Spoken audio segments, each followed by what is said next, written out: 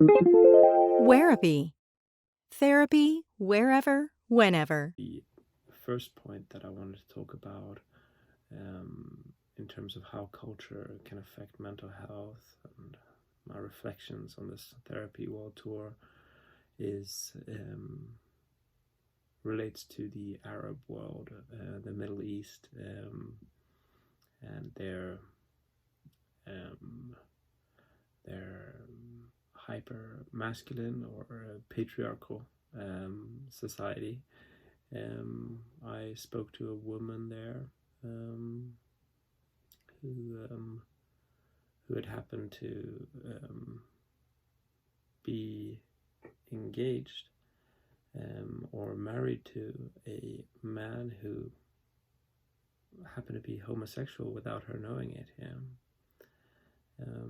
And this was something that caused her a lot of grief, and I found it very interesting because it shows how people who,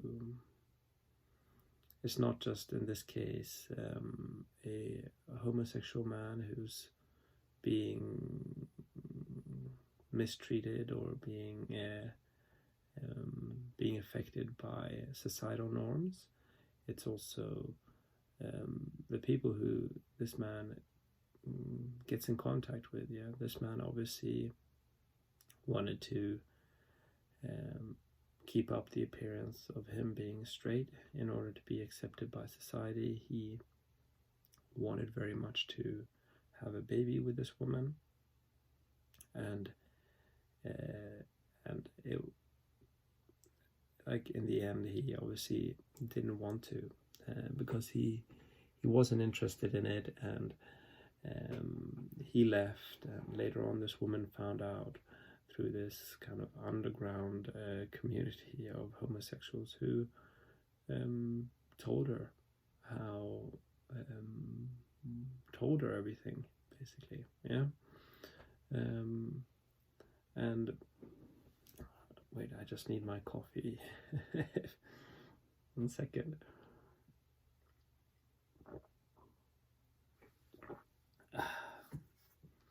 And that's a basic, it like relates to a basic concept of mental health, which is in a conflict. Yeah.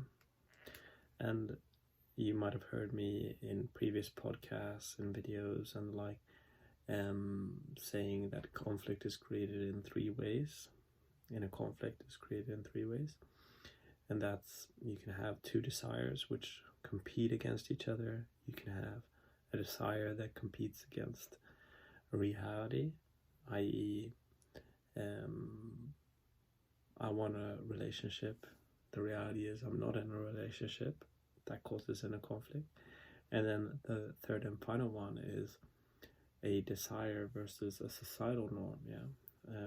And in this case, in the country where this person was from, it was frowned upon to be homosexual. So that's the societal norm, and the desire that this person had was to be homosexual, was to be able to be themselves. Yeah. And he wasn't. So these things were competing with each other. They were creating inner conflict within him.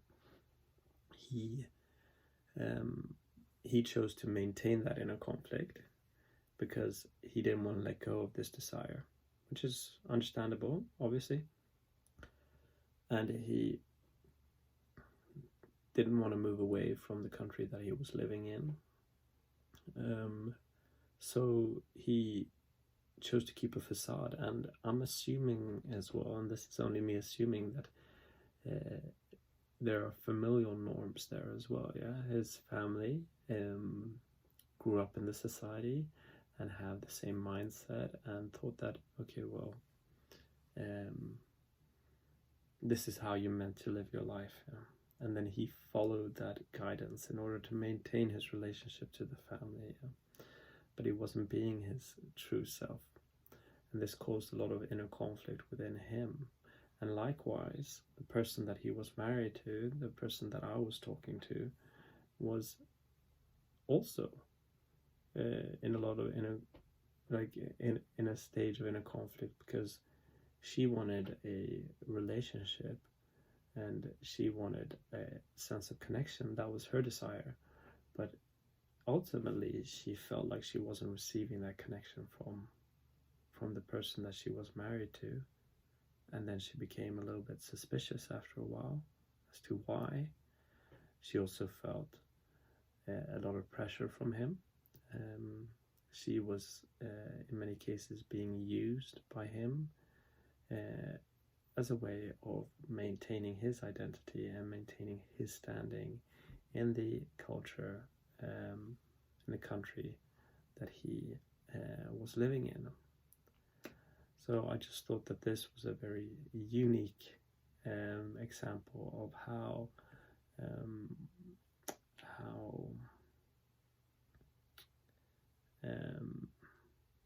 societal norms and societal thoughts about prejudicial thoughts can affect people indirectly as well.